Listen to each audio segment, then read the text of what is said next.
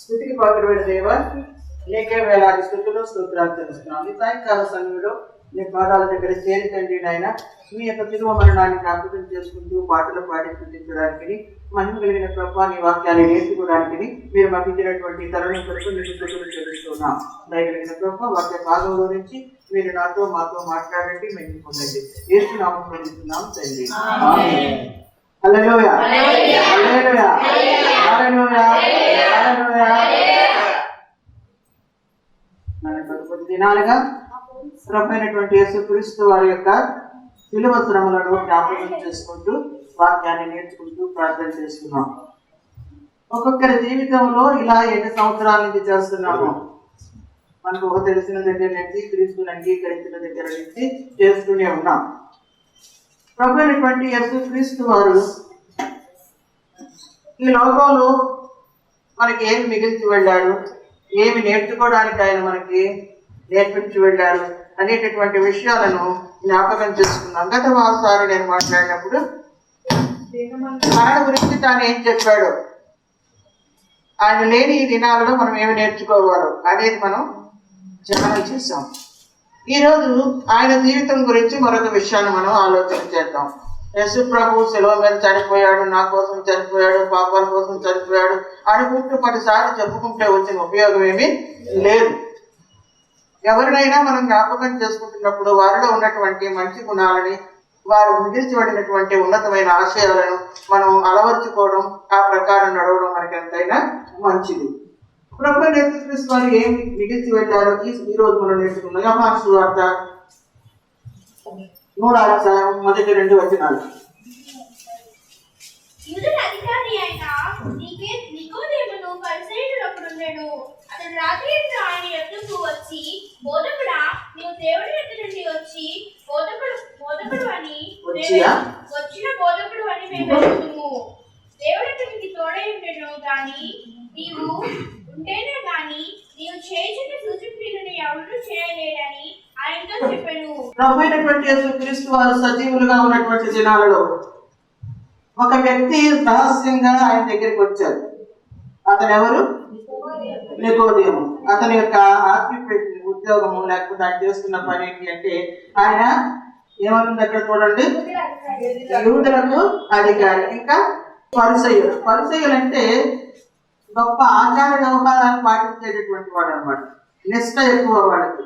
మనకి ఈ దినాలలో బ్రాహ్మణులు లేక ఇతరులు ఎలాగైతే నిష్టగా ఉంటారో, ఆ దినాలలో పరిసయ్యులు అంటే అంత నిష్ట. వాళ్ళు కాళ్ళు కడుక్కోకుండా భోంచేయరు, చేతులు కడుక్కోకుండా భోంచేయరు, నంటు సొంట్లు అన్నీ ఉంటాయి అన్నమాట వాడికి. అలాంటి పరిసయ్యుడు యేసు ప్రభు దగ్గరికి వచ్చాడు. యేసు ప్రభు దగ్గరికి వచ్చి ఏమని చెప్తున్నాడు చూడండి, తను మరొకసారి. బోధకుడా,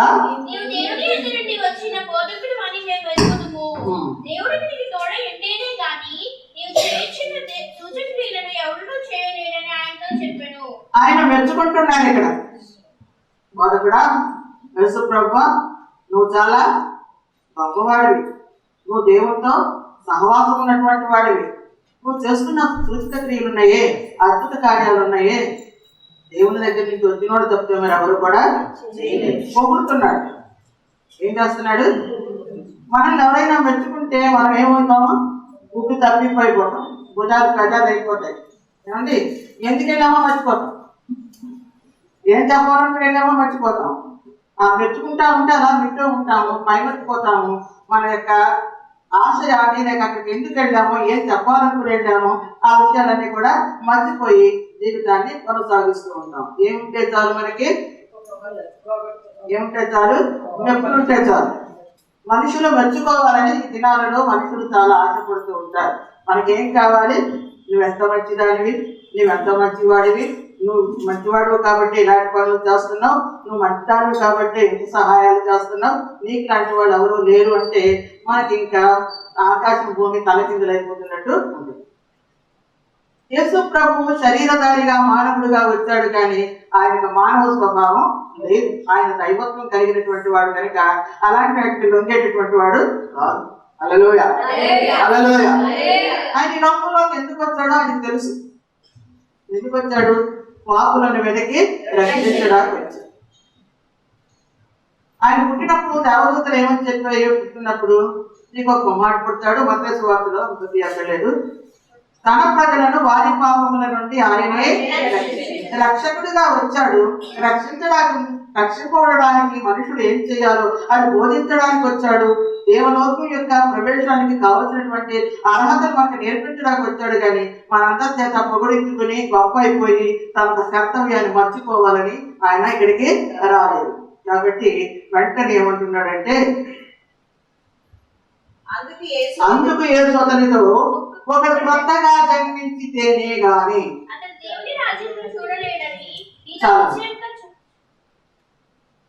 ఖచ్చితమైనటువంటి రీతిగా మాట్లాడేటటువంటి మనిషి. ఈ లోకంలో చాలా మంది మనం ఎంత చెప్పినా చెప్పాలనుకున్నది చెప్తే అంటారు. నీకు కష్టం కలగవచ్చు, బాధ కలగవచ్చు, ఏమైనా కలగవచ్చు. ఏం చెప్పాలనుకున్నారో అది చెప్తారు. చెప్పడానికి దేవుడు వాళ్ళని ఏర్పాటు చేసుకున్నాడు. కాబట్టి నేను చెప్పి తీరుతాను, నీకు ఇష్టమైతే అనుసరించు, లేకపోతే మాని. నన్ను ఎలా అర్థం చేసుకున్నా సరే అలాంటి వాళ్ళని మనుషులు సాధారణంగా లైక్ చేయి, ఇష్టపడరు. మంచిగా మనల్ని పెట్టుకుంటా ఉన్నప్పుడు అలాగా నాయన నాకు కూర్చో, కుర్చీలో కూర్చో, కాఫీ తాగుతుందని ఉండు, లేకపోతే ఇలాగ అలాగని అంటే మనం అంతా మురిసిపోతాం. కానీ అలాంటి వాటికి దేవుడు యేసయ్య పేటలు వేసుకుని కూర్చునేవాడు. లూకాసు వార్తలో ఒక మాట చూద్దాం, 6:26.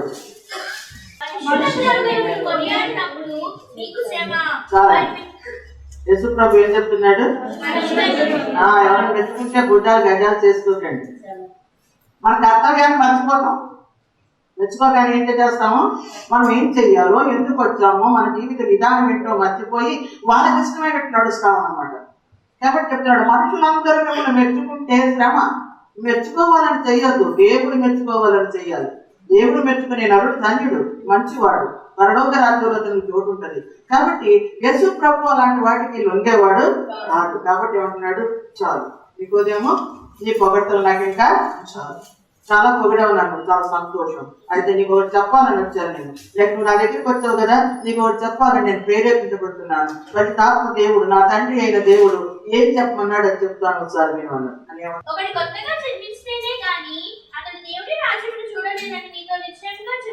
దేవుని రాజ్యం చూడలేడు, వెళ్ళడం కాదు, చూడాలి. చూడాలంటే కూడా ఒక అనుభవం మనకు కావాలి, చూడడానికి కూడా ఒక అనుమతి మనకు కావాలి. ఏముంటే చూస్తాం, ఎలా ఉంటే చూస్తాం అని చెప్పుకుంటున్నాడు. ఒక మనుషుడు ఏమవ్వాలి, కొత్తగా జన్మించాలి. ఆ కింద చదివితే మనము అక్కర్లేదు. అక్కడ అంటాడు, నేను 11 అయిపోయాను, 3 అయిపోయాను, మళ్ళీ తల్లి గర్భంలోకి ఎలా పడతాను, నేను మళ్ళా ఎలా పుడతాను. అర్థం కాలేదు అతనికి. యేసు ప్రభు యొక్క ఖచ్చితమైనటువంటి మాటను గ్రహించగలిగినటువంటి జ్ఞానం అతనికి. ఈ దినాలలో మనుషులంతా కూడా అలాగే ఉంటున్నారు. యేసు ప్రభువును అతను ఎలాగైతే మెచ్చుకుంటున్నాడో, ప్రభు సన్నిధికి పడుతున్నాడు, ప్రతి వారం వస్తాడు, పార్కులు ఇస్తాడు, దశమ భాగాలు ఇస్తాడు, ఇంట్లో మీటింగ్లు పెట్టించుకుంటారు. ఇలా అందరూ మనల్ని మెచ్చుకోవాలని ప్రయత్నం చేసి ఎన్నో చేస్తాం. కానీ అసలైంది మాత్రం మనం ఇది అన్నాడు. నికోదేము, నువ్వు నన్ను చాలా మెచ్చుకుంటున్నావు, సంతోషం. కానీ నీకు ఒకటి చెప్పాలనుకుంటున్నాను, ఒక మనుషుడు కొత్తగా జన్మిస్తేనే కానీ. నువ్వు నన్ను మెచ్చుకున్నంత మాత్రాన పరలోక రాజ్యానికి పడతాను అనుకుంటున్నావేమో, నన్ను మెచ్చుకున్నంత మాత్రాన దేవుని రాజ్యంలో నీకు చోటు ఉంటుంది అనుకుంటున్నావేమో. కుదరదు, అలాంటివన్నీ చల్లవు. అక్కడ ఒక మనిషి కొత్తగా జన్మించాలి. Hallelujah, hallelujah, hallelujah. Except a man be born again. తప్ప, ఎక్సెప్ట్ అంటే తప్ప, కొత్తగా జన్మిస్తేనే తప్ప. ఎలా జన్మించాలి కొత్తగా? నేను ఏం చేస్తే నేను కొత్త జన్మలోకి వస్తాను? హల్లెలూయా, hallelujah, hallelujah. You cannot say, చూడలేవు. కొత్తగా జన్మించాలి, నూతన జన్మానుభవం నీకు కావాలి. అంటే పాతది మారిపోవాలి, నీ పాత అనుభవాలన్నీ పోవాలి, నీ పాత బుద్ధులన్నీ మారిపోవాలి, నీ పాత లక్షణాలన్నీ మారిపోవాలి. దానికి మనం తేలిక భాషలో చెప్పుకోవాలంటే మారు మనసు. కొత్తగా జన్మించడం ఏంటి? మారు మనసు. Except a man be born again. తిరిగి జన్మించకపోతే, మరలా జన్మించకపోతే, ఒకసారి తల్లి గర్భంలో నుంచి బయటకు వచ్చేస్తావు, నిజమే, పుట్టేసావు, నువ్వు మళ్ళీ ఎలా పుడతావు? చచ్చిపోతే కదా ఇంకోసారి పుడతాము, ఇంకో జన్మ ఏదో ఎత్తుతాము అనుకుంటారు మనుషులు. అలా కాదు, నువ్వు బ్రతికి ఉంటుండగానే నువ్వు మరొకసారి జన్మిస్తావు. నువ్వు జన్మించకుండా, రెండవసారి జన్మించకుండా నువ్వు దేవుని రాజ్యంలోకి ప్రవేశించి చూడలేవు. దేవుని రాజ్యాన్ని కనీసం పరలోకం అంటే అలా ఉంటుందా? అలా ఆయన ముత్యాలతో రత్నాలతో కట్టబడిందా? అక్కడ యేసు ప్రభు అనే గుర్రపులో ఉందా? సూర్యుడు అక్కడ లేదా? అన్ని నువ్వు చూడాలి అనుకుంటే కనీసం దూరం నుంచి చూడాలన్నా కూడా నీకు ఏ అనుభవం కావాలి? మారు మనసు కావాలి. హల్లెలూయా, హల్లెలూయా, హల్లెలూయా. జీవితంలో కొత్తదనాన్ని సంపాదించుకోవాలి. కొంతమంది చదువుకున్న వాళ్ళు ఉద్యోగాల కోసం ఎంప్లాయ్మెంట్ ఆఫీస్కి వెళ్ళి ఏం చేస్తారు? నేమ్ రిజిస్టర్ చేసుకుంటారు. ఇన్ని సంవత్సరాల తర్వాత అది చచ్చిపోతుంది. దాన్ని ఏం చేస్తారు? రెన్యూవల్ చేసుకోవాలి, క్రొత్తగా చేసుకోవాలి, బతికించుకోవాలి. తల్లి గర్భంలో నుంచి మనం వచ్చాం. మన జీవితం ఈ యొక్క లోకంలో ఈ లోకాశలు, శరీరాశలు, నేత్రాశ, జీవిత గమం అనేటటువంటి వాటి వల్ల అది పాడైపోతుంది. దాన్ని రెన్యూవల్ చేసుకోవాలి, దాన్ని క్రొత్తది చేసుకోవాలి. హల్లెలూయా, హల్లెలూయా. దాన్ని ఏమంటారు? క్రొత్త జన్మ. నువ్వు కొత్తగా పుట్టాలి, నువ్వు నూతనంగా పుట్టాలి, నీ జీవితం క్రొత్తదవ్వాలి. హల్లెలూయా, హల్లెలూయా.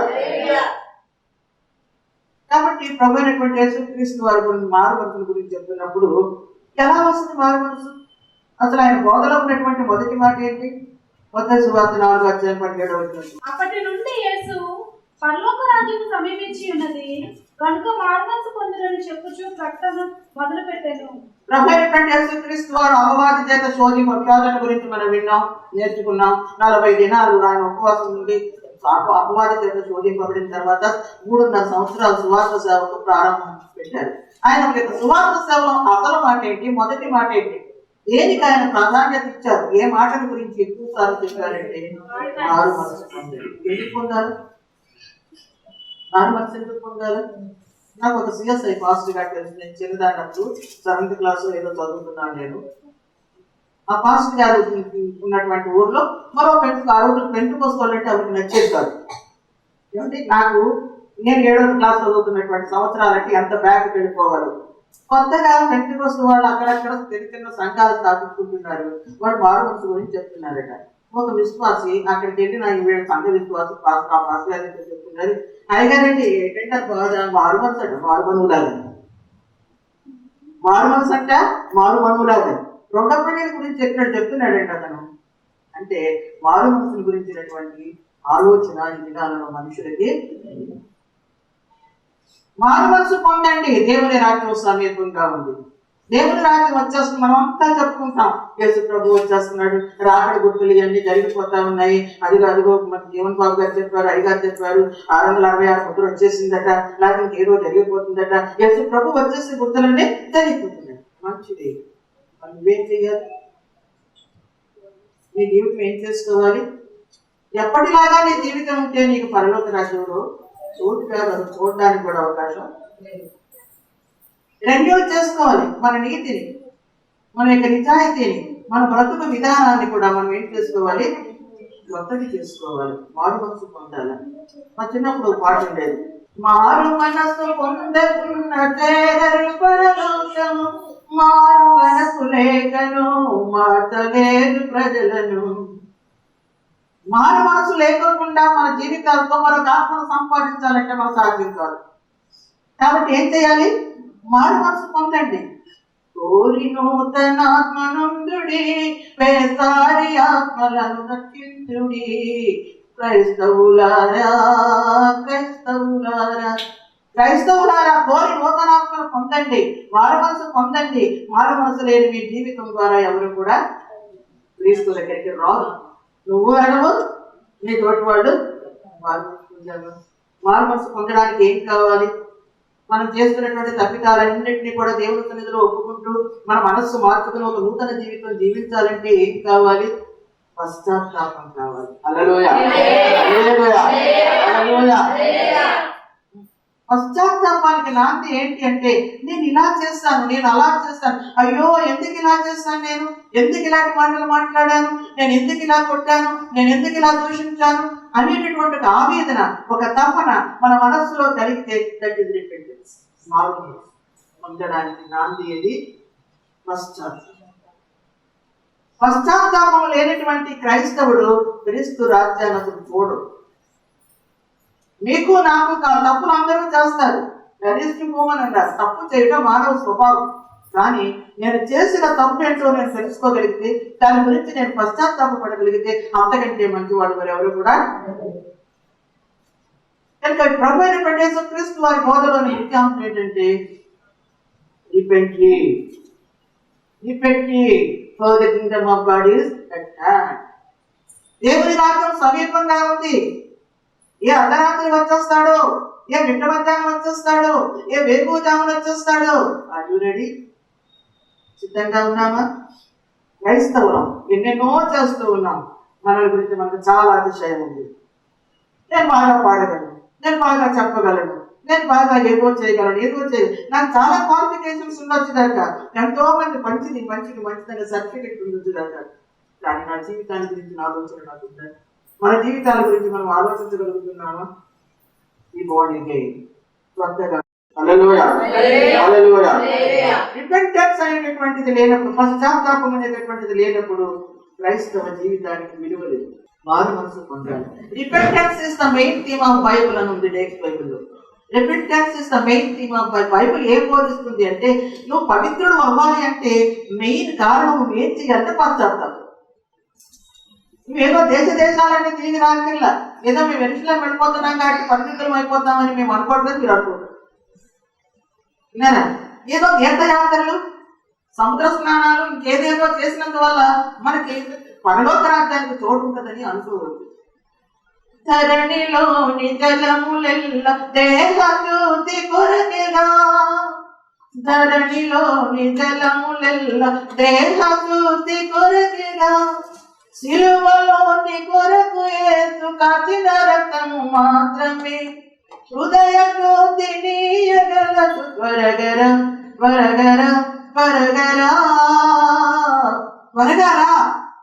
హృదయ శుద్ధినిచ్చేది క్రీస్తు రక్తము మాత్రమే, సిలువలో వారు కాచిన రక్తం మాత్రమే. ఆ రక్తం నిన్ను కడగాలంటే నువ్వేమవ్వాలి? మారు మనసు. మొదటి యోహాను పత్రిక 1వ అధ్యాయం చూడండి. మన పాపములను మనం ఒప్పుకుని ఎడల ఆయన నమ్మదగిన వాడును నీతిమంతుడును కనుక ఆయన మన పాపలను క్షమించి సమస్త దుర్నీతి నుండి మనల్ని పవిత్రులుగా చేయను. మనల్ని పవిత్రులుగా చేస్తాడు. అయితే నువ్వేం చేయాలి? నేనేం చేయాలి? మన పాపములను మనము ఒప్పుకొని ఎడల. అమ్మో, అది ఎంత కష్టం. ఇతరుల పాపాలు ఏదైతే చూపించమంటే, ఇతరుల తప్పులు చెప్పమంటే చెప్తాను, కానీ నా తప్పులు ఒప్పుకుంటానా? నా తప్పు నేను ఒప్పుకుంటానా? నా నేరాన్ని నేను ఒప్పుకుంటానా? నేను ఒప్పుకోను. ఇతరులు వేరే పెట్టి చూపిస్తాను. ఇది కాలంలో క్రైస్తవులు సమాధానం వెతుకుతున్నారు, కానీ సమాధానం చెప్పుకుంటారు. ఐక్యతను బోధిస్తారు, కానీ కనీసం సంఘంలో ఉన్న వాళ్ళందరూ కలిసి ఐక్యంగా ఉంటారు. ఇంకా బయటపడితే ఏం బోధిస్తుంది? పాప పశ్చాత్తాపం. నేను ఎందుకు ఇలా మాట్లాడాను? నేను ఒకవేళ సమాధానంగా దగ్గరికి వెళితే, నేను మంచిగా వెళితే వాడు మారి ముందులేమో అనేటటువంటి రియలైజేషన్ మనకు ఉండదు. మన హోదా తగ్గకూడదు, మన స్థితిలో నుంచి మనం దిగకూడదు. అందరూ మనల్ని గౌరవించాలి, మనం మాత్రం ఎవరిని గౌరవించాలి. హల్లెలూయా, హల్లెలూయా. మన పాపములను మనం ఒప్పుకొని ఎడల, దానిలో పాపం లేదని చెప్పడం కంటే అబద్ధికులు ఎవరు లేరు.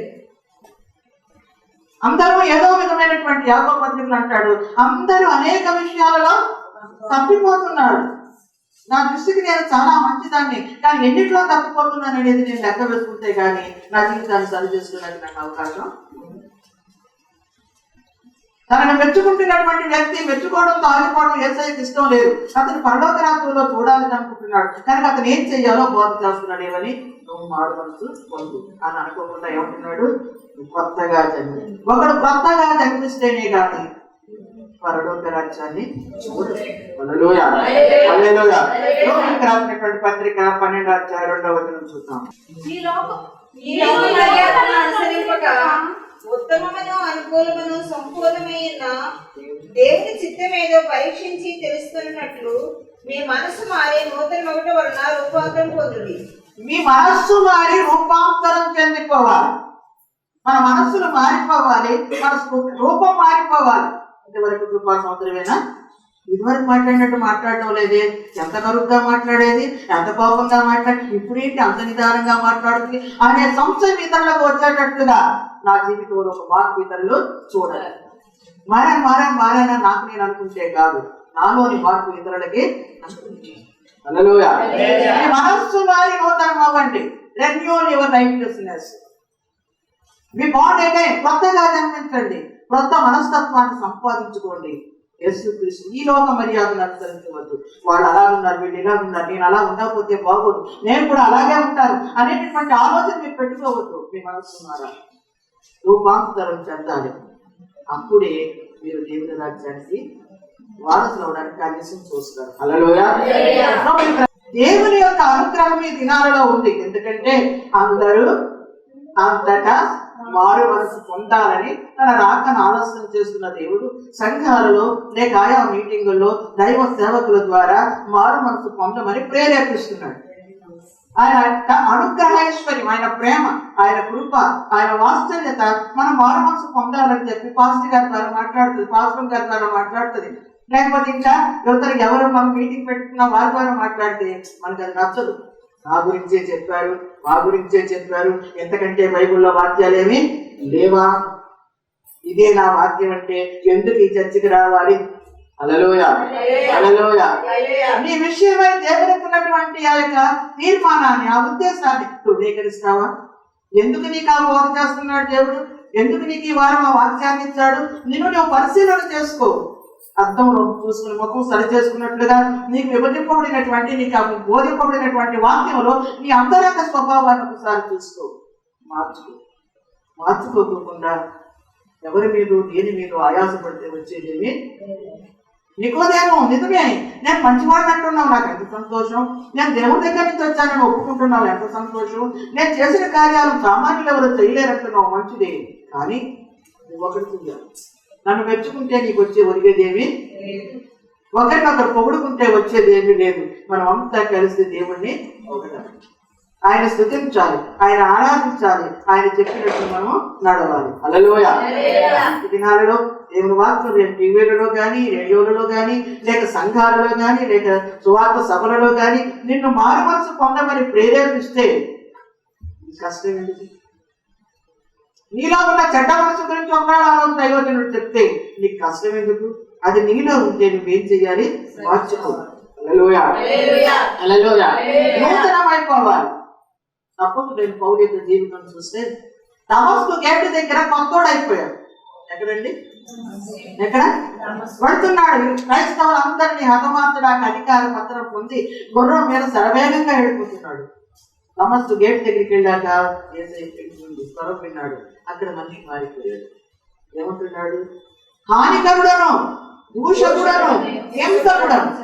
ఎవరిని బైబిల్లో రాసి పెట్టేస్తారు. తరాలు చదువుకున్న ఆయన సిగ్గులేదు, ఎందుకంటే ఆయన కోపం ఒప్పుకుంటున్నాడు. ఒకప్పుడు నేను ఎలాంటి వాడినంటే నేను హానికరుడను, దూషకుడను, హింసకుడను, అనేక మంది దేవుని పిల్లలను చంపడమే నాకు ఆకలి, నాకు అదే ఆహారం, అదే ఆశ నాది. కానీ అనేకుల కొరకు ఇప్పుడు నేను చచ్చిపోవడానికి సిద్ధంగా ఉన్నాను. క్రొత్తగా మన జీవితాలలో ఇతరుల క్రొత్తదనాన్ని చూడాలి. ఎప్పుడు చూసిన బుద్ధిలే కాదు, ఎప్పుడు చూసినటువంటి ప్రవర్తనే కాదు. తోటి వాళ్ళు ఏమి ఇందులో ఈరోజు వచ్చింది? ఇవాళ చర్చికెళ్ళి వచ్చిన దగ్గర నుంచి మనిషి మారిపోయిందేంటి? ఏం వాక్యం చెప్పారో పాస్టర్ గారు ఇక్కడ, ఏమి కోపం రావట్లేదేంటి?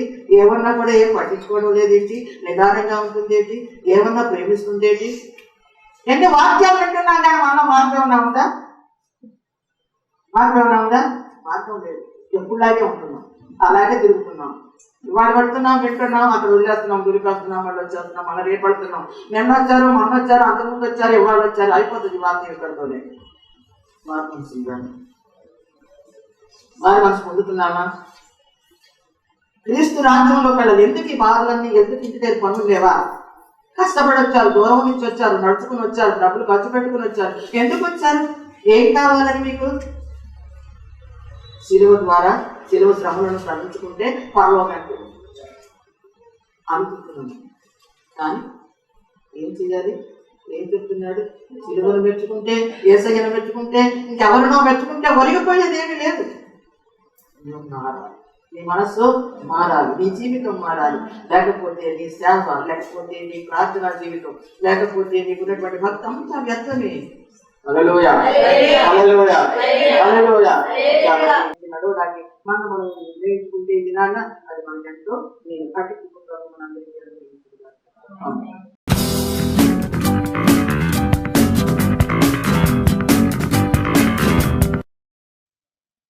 Praise the lord. చక్కని దేవుని వర్తమానం విన్నారు కదా. ఈ వర్తమానం దైవజనురాలు రెవరెండ్ డాక్టర్ కృపాసముద్రం అమ్మగారు మనకు అందించినందుకు మేము ఎంతగానో సంతోషిస్తున్నాం. ఈ వర్తమానం విన్న తర్వాత మీలో ఎవరికైనా ఎటువంటి ప్రార్థన అవసరతలున్నా, ప్రార్థన సహకారం మీకు కావాలన్నా మా నెంబర్ 9246607777 మరియు 9440121657. ఏ సమయంలోనైనా ప్రార్థన అవసరత కొరకు మీరు మాతో మాట్లాడవచ్చు. మా యొక్క ప్రార్థన సహాయాన్ని మీరు పొందవచ్చు. దేవునికి మహిమ కలుగును గాక. Thank you very much. Praise the lord. నా శ్వాసగా కడవరకు నిలవాలని నామది నిన్నేను ఆశతో నే పాడేదా స్తుతి గీతం. నీవేనా మార్గము, నీవేనా జీవము, నీవేనా గమ్యము, నీవేనా సర్వము. నా మనసు తీర నిన్ను పాడి పొగడేదా దేవా. నీ దయలో నీ కృపలో కాచితివి గత కాలము. నీ దయలో నీ నీడలో దాచుమయ జీవితాంతము. నీ ఆత్మతో నన్ను నింపుమా, నీ సేవలో ఫలించనా దేవా.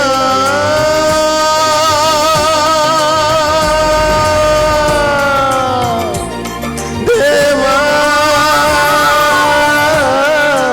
నీ దయలో నీ కృపలో కాచితివి గత కాలము.